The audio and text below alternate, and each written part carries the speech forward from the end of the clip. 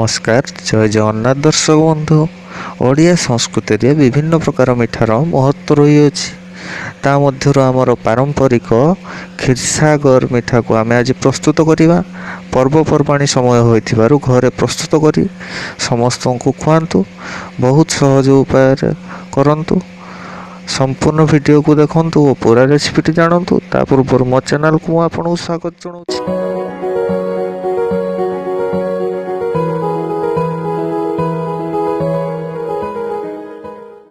एबे आसतु प्रस्तुति आरंभ करिबा।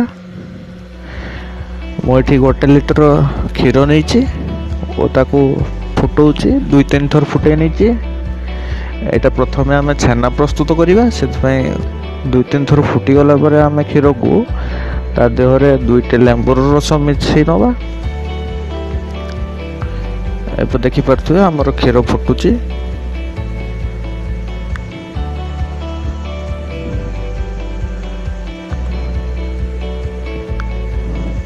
एबे आमे ता देहर लेंबू रस मिसई दबा। 2टे लेंबूर रस मिसई आमे हल्का हल्का मिसई के हल्का हल्का फेंटे चलवा। आमे धीरे धीरे एका सांगुरे मिसईबा नहीं, हल्का हल्का मिसई के हल्का हल्का धीरे धीरे गोलेबा। एबे देखुतबे धीरे धीरे आमर पटिबा आरंभ हो गलानी क्षीर। छेना देखुतबे आमर धीरे धीरे बचिबा आरंभ होलानी। एबे आमे ताकू घोड़े की छाड़ी दबा। 5 मिनट पर आम देखा आम छेना बसी वो पानी पूरा अलग हो। आम छेना को एक पतला कपड़ा छांकी नवा और ताकू ठंडा पानी रे 3-4 थर भल की धोई नवा। ठंडा पानी रे धोया फल ता देहर जो खटा अंश थी लेंबूर पूरा बाहरी जीव। 3-4 थर भल के आम धोई नवा ठंडा पानी रे छेना को।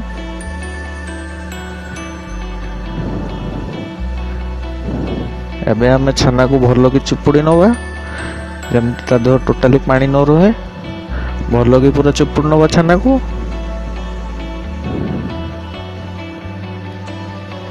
एबे गोटे प्लेट को आमे छेना बाहर कर नवा और ताको भल की दली दबा। पूरा स्मूथ करिकी दली नवा। आमे जते जाए हमर पूरा स्मूथ न होई सेते जाए आमे दलिबा। पाखापाखि 5-7 मिनट दली सारला पर देखिबा हमर छेना पूरा प्रस्तुत हो। देखो आमर छेनार गोला आराम से हो। एबे आमे छेना को छोट छोट बॉल करनवा जमी छेनार बॉल तो फाटबनी। जदि फाटुची ताको पुणी आउ थरे भल की दली नवा।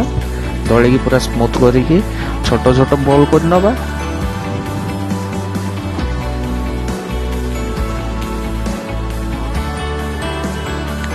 एमिति सबू आमे छेनार छोट छोट बॉल प्रस्तुत करनवा।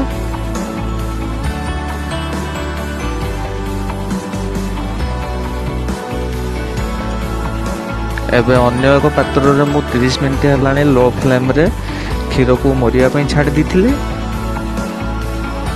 क्षीर को आमे पूरा 30 मिनट पर्यंत पूरा लो फ्लेम रे छाड़ दबा।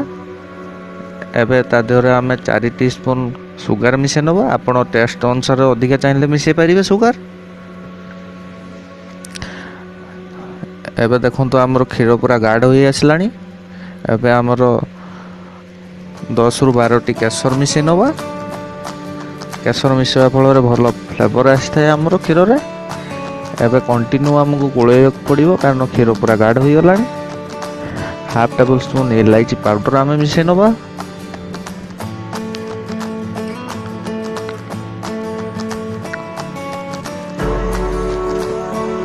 एबे आमे गोटे कढ़ाई रे 3 कप पानी मिसई नवा और सेम कप अनुसार आम चीनी दे नवा।